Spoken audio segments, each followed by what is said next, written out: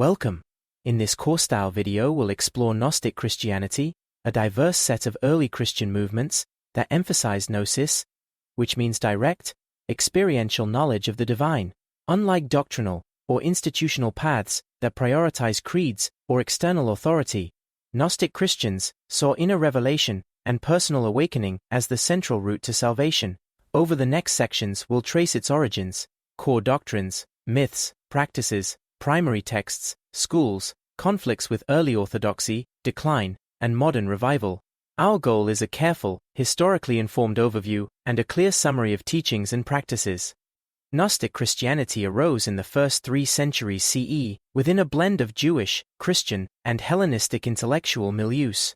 It wasn't a single organization, but a constellation of groups and thinkers responding to the same spiritual questions: the problem of evil, the nature of the divine, and how humans participate in divinity.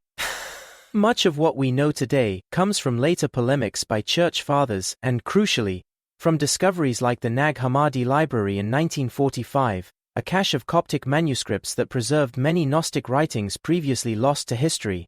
Gnostic thought centers on several hallmark doctrines. First is the primacy of gnosis, direct, inner knowledge of the divine reality, not merely intellectual assent. Second is cosmological dualism, a sharp distinction between the perfect, transcendent realm of light and spirit, and the inferior, often corrupt material realm. Third is the belief that each human carries a divine spark, or seed, a fragment of the higher God trapped within the material body. Salvation, then, is awakening to that inner divine identity through knowledge, freeing the spark to return to its source.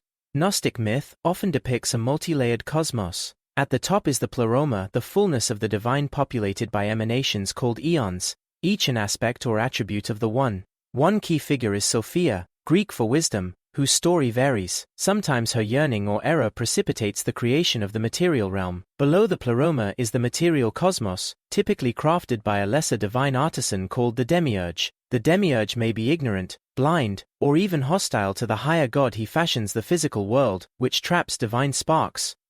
These myths are symbolic frameworks explaining why imperfection and suffering exist, despite a transcendent source of goodness. In Gnostic Christianity, Jesus is often understood primarily as a revealer or illuminator who brings gnosis to awaken the divine spark in humans. Some texts emphasize a distinction between the earthly man Jesus and the supramundane Christ who descends to reveal knowledge. This sometimes led to docetic tendencies, the idea that Christ's divine presence only appeared to inhabit or mimic a human body. For many Gnostics, the salvific act of Jesus is not primarily atonement through suffering but disclosure. He unveils the truth that frees inner spirituality from material ignorance. Salvation in Gnostic systems is primarily an inner awakening and experiential realization of one's divine origin. Practices aimed at that awakening varied: meditative contemplation, secrecy and instruction from a teacher, ritual baptisms or anointings reframed as initiatory acts, sacred meals or seals that symbolically reconnect the initiate with higher realities, and moral asceticism to disentangle from material passions. Transmission of secret teachings from an initiated guide to a receptive student was central. The social context of initiation and direct revelation mattered as much as doctrinal propositions. Our knowledge of Gnostic belief comes from a mix of lost sources, anti-Gnostic critiques, and recovered manuscripts.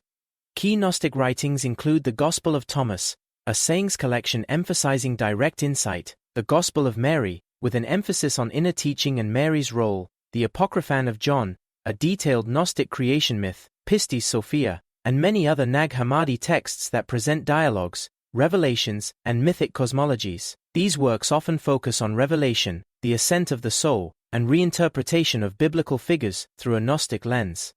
Gnostic Christianity was not monolithic.